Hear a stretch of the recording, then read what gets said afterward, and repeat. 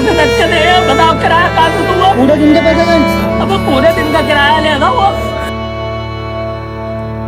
बाद में सामने आया कि कुछ लोग मोबाइल ऐप के जरिए ब्लूटूथ से ई रिक्शा की बैटरी से कनेक्ट होकर उसे बंद कर रहे थे।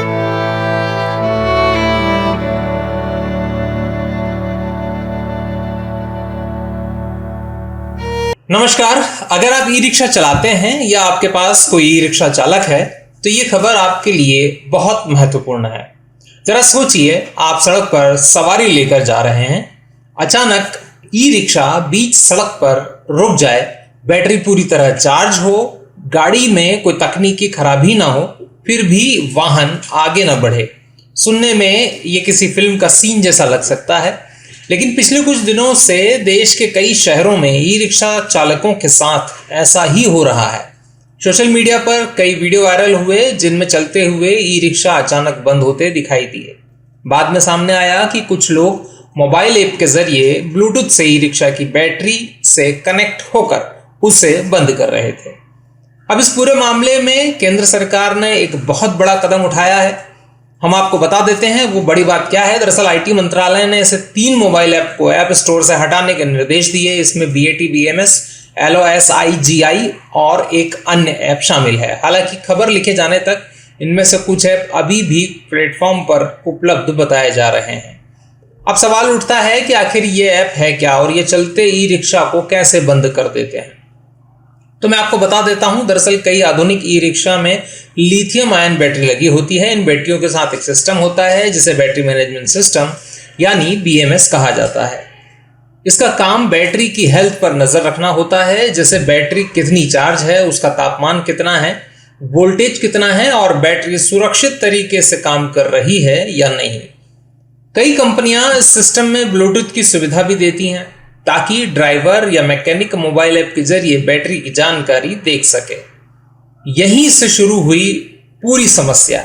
जी हां, यानी जो पूरी समस्या है उसकी शुरुआत बस यहीं से होती है कि अगर बैटरी का ब्लूटूथ सिस्टम बिना पासवर्ड के खुला छोड़ दिया जाए तो उसे बहुत आसानी से डिफॉल्ट पासवर्ड के जरिए कोई भी इंसान कनेक्ट कर सकता है, जैसे कि किसी ब्लूटूथ से आप स्पीकर को कनेक्ट करते हैं। इसके बाद बैटरी के डिस्चार्ज सिस्टम को बंद किया जा सकता है और देखते ही देखते ही रिक्शा रुक जाता है। ध्यान देने वाली बात जो है वो ये है कि यह खतरा सभी रिक्शा पर लागू नहीं होता है।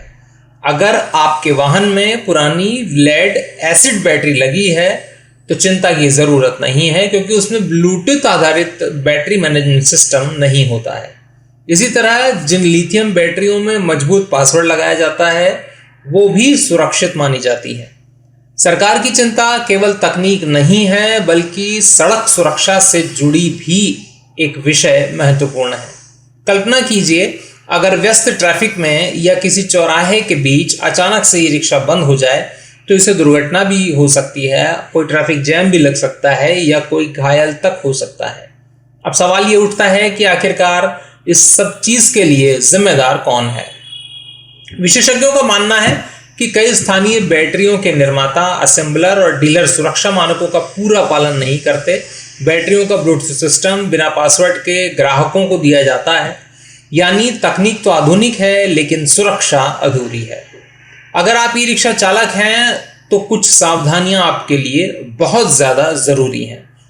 क्या करना है आपको? सबसे पहले अपने बैटरी डीलर या मैकेनिक से ये जांच जरूर करवा लें कि आपकी जो बैटरी है वो ब्लूटूथ सिस्टम पासवर्ड से सिक्योर है या नहीं है।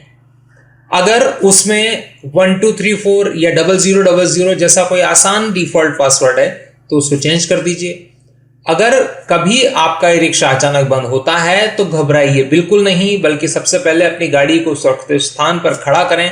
उसके बाद बैटरी के मेन स्विच यानी MCB को ऑफ करके फिर से ऑन करें। तकनीक हमारी जिंदगी आसान बनाने के लिए होती है, लेकिन अगर सुरक्षा पर हम ध्यान न दें तो ये तकनीक परेशानी की वजह भी बन सकती है। सरकार ने फिलहाल इन ऐप्स के खिलाफ कार्रवाई शुरू कर दी है, लेकिन सबसे बड़ी जिम्मेदारी वाहन निर्माताओं की है, बैटरी कंपनियों की है, डीलर्स की है और उन यूजर्स की है जो इनको इस्तेमाल करते हैं। सुरक्षित तकनीक, सुरक्षित सफर और जागरूक उपयोगकर्ता, यही इस पूरी घटना का सबसे बड़ा संदेश है। नमस्कार।